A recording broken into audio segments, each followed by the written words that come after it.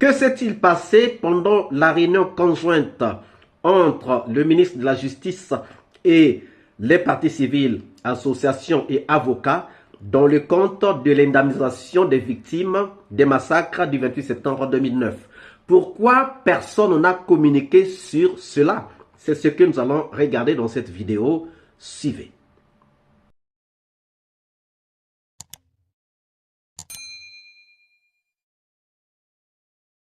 Ce communiqué du ministre de la Justice et des Droits de l'Homme dans le cadre de la mise en œuvre du décret D 2025-040 PRG CNRD SGG 2025 du 26 mars 2025 portant prise en charge des frais d'indemnisation des victimes des événements du 28 septembre 2009. Le ministre de la Justice et des Droits de l'Homme invite le collectif des avocats des partis civils à une réunion de travail destinée à fixer les modalités des paiements aux bénéficiaires conformément à la décision numéro 019 du tribunal criminel de Dixine en date du 31 juillet 2024. La dite réunion est prévue à la chancellerie le mercredi 7 mai 2025 à 11 h.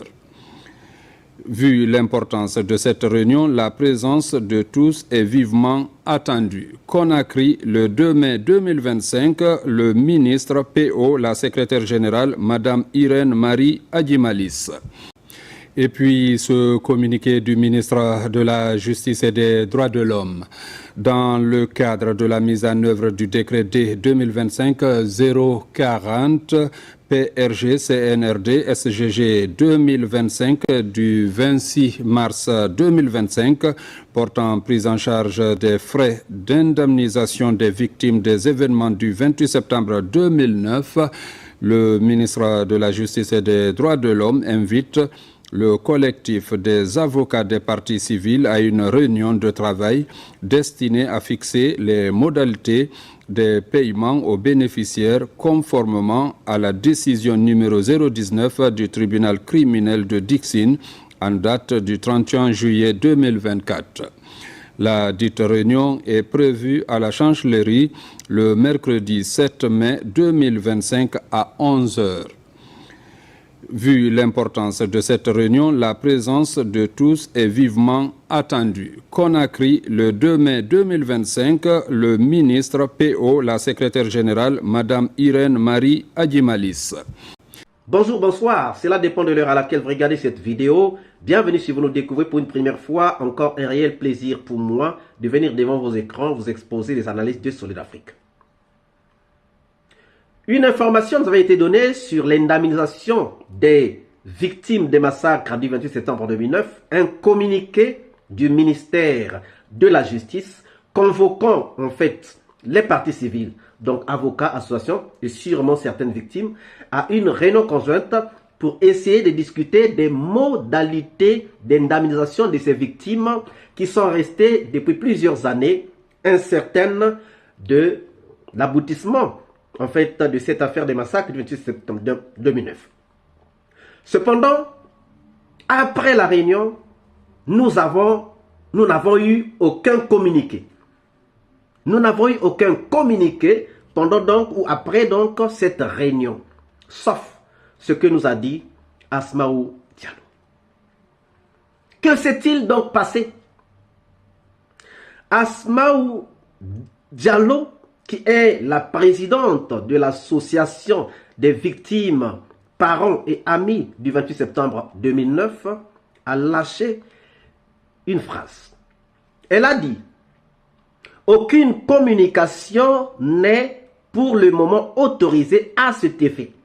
Aucune communication n'est pour le moment autorisée à cet effet. » Et quand c'est comme ça, et lorsque nous savons que les avocats des partis civils et même les présidentes ou présidents des associations des victimes concernant les massacres du 28 septembre 2009 ont toujours communiqué après leurs réunions, ça quand même, ça nous pousse à nous interroger.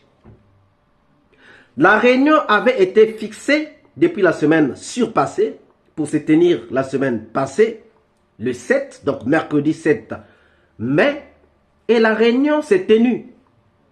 La réunion s'est tenue. L'objectif était de fixer les modalités d'indemnisation des victimes.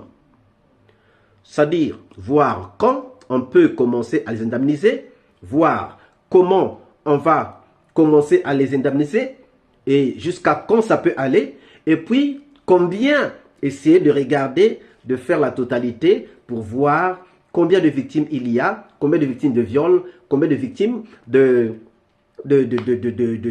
crimes, parce que les montants sont différents. Donc, il devait s'asseoir dans cette réunion-là, convoquée par le ministre de la Justice, sûrement avec l'autorisation du Premier ministre et encore du Président. Donc, c'était ça, les modalités de paiement. Les modalités de paiement. Mais, la réunion s'est tenue à huis clos, ce qui est tout à fait normal, parce que ça ne concernait pas tout le monde. Ce n'était pas une réunion publique. Ça ne concernait pas tout le monde, mais ça concernait seulement le ministère de la Justice et les parties civiles, donc les victimes, les représentants des victimes, c'est-à-dire les avocats et les associations, et peut-être même certaines victimes. Mais la question, pourquoi aucune communication et pourquoi Asma'u Diallo dit qu'aucune communication n'est autorisée pour le moment? Aucune communication n'est autorisée pour le moment à cet effet. C'est-à-dire, par rapport à cette réunion de fixation des modalités des indemnisations des victimes, aucune communication n'a été autorisée. Qui devait autoriser la communication? C'est ça le problème. Parce que la communication n'a pas été autorisée. Donc, personne ne peut communiquer sur ça. Nous sommes d'accord. Mais qui a donné l'autorisation de ne pas, ou qui n'a pas autorisé à communiquer? Est-ce que c'était un ordre intimé par le ministre de la Justice? C'est tout à fait possible que le ministre de la Justice dise que ne communiquez pas d'abord sur ces sujets, ne communiquez pas d'abord sur ce que nous avons dit. Parce qu'on dit, n'est pour le moment autorisé. Ça veut dire qu'on pourra autoriser demain qu'on puisse communiquer. Mais pour l'instant, on n'autorise pas qu'on puisse communiquer sur cela. Donc, le ministre de la Justice pouvait bien demander aux parties civiles de ne pas communiquer sur ce point, de ne pas communiquer sur cette réunion. Ça pouvait aussi être de la part des parties civiles de demander au ministère public, au ministère de la Justice, de ne pas communiquer à ce sujet pour plusieurs raisons. Vous savez que si on communique, si on dit qu'on va commencer à indemniser les gens à partir de telle date, il y a des gens qui vont cibler, peut-être qui pourraient cibler certaines victimes pour peut-être aller leur voler leur argent. Donc, pour les mettre en sécurité, c'est bien possible que les parties civiles demandent qu'on ne puisse pas communiquer. Ou encore, c'est bien possible que le ministère de la Justice demande qu'on ne puisse pas communiquer. Donc, si on nous le dit, ça veut dire que c'est sorti de la réunion de ne pas communiquer sur ce qu'ils se sont dit. Donc, c'est un consensus. Le ministère de la Justice est d'accord et les parties civiles sont d'accord. Donc, ça veut dire qu'on ne peut pas savoir ce qui s'était réellement passé pendant cette réunion.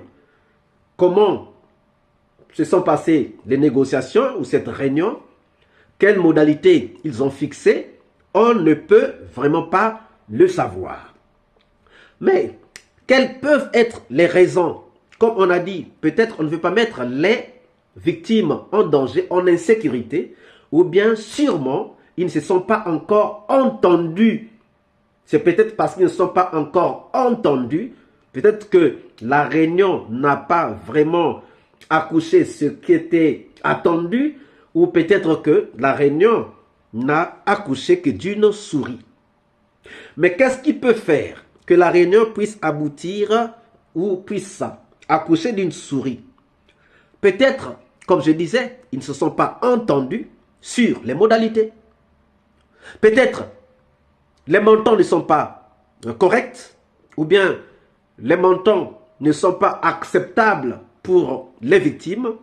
Peut-être les modalités, l'échéancier ou l'échelonnement des paiements n'est pas accepté par les victimes, mais ou encore une autre raison très importante à ne pas négliger, c'est peut-être la liste des victimes qui ne fait pas consensus jusqu'à aujourd'hui. Pourquoi? Parce que vous savez vous-même que les parties civiles ont interjeté appel auprès de la cour d'appel parce que, bon, disons pour deux raisons. La première raison, c'est la visite des fosses communes, mais ça ne concernait pas cette réunion-là. La deuxième réunion, c'est sur la liste des victimes. Le verdict n'a pas pris en compte toutes les victimes qui avaient été mentionnées ou présentées par les parties civiles. Donc, c'est aussi l'une des raisons de l'appel des parties civiles. Est-ce que les parties civiles voulaient qu'on puisse payer toutes les victimes présentées et que le ministère ne voulait payer que les victimes qui ont été reconnues victimes par le verdict qui a été rendu le 31 juillet 2024, ça aussi, c'est un problème. Donc, chers amis, pour l'instant, on ne peut pas savoir, puisque on a dit, attention, ne communiquez pas, on ne peut pas savoir réellement ce qui s'était passé. La volonté est là, oui, on est en train de sentir que la volonté est là, mais si on indemnise, comme on le disait dans la vidéo passée, est-ce qu'on va indemniser toutes les victimes ou seulement les victimes qui ont été reconnues comme victimes par le verdict rendu le 31 juillet 2024? Et peut-être que les parties civiles ont demandé qu'on puisse indemniser tout le monde, mais le ministère de la Justice, se basant sur le verdict, a demandé qu'on ne puisse payer que les victimes qui sont mentionnées dans le verdict. Et ça aussi, ça peut donc être un problème de blocus. Nous allons attendre et nous savons que nous allons trouver une solution à cela et surtout saurons qu'est-ce qui s'était réellement passé dans les jours à venir. Quelles sont les raisons que vous pensez être à l'origine d'un manque d'autorisation de communiquer sur cette réunion? Nous attendons vos réponses. Nous attendons les raisons que vous avez en tête dans les commentaires. Si cette vidéo vous a plu, ne manquez pas de laisser un pouce bleu, de commenter, de partager si vous n'êtes pas encore abonné. C'est le moment de vous abonner, surtout ne pas manquer d'activer la cloche de notification afin d'être averti à temps réel de toutes nos prochaines publications. Quant à moi, je vous dis à très bientôt pour une nouvelle capsule et je vous dis ciao.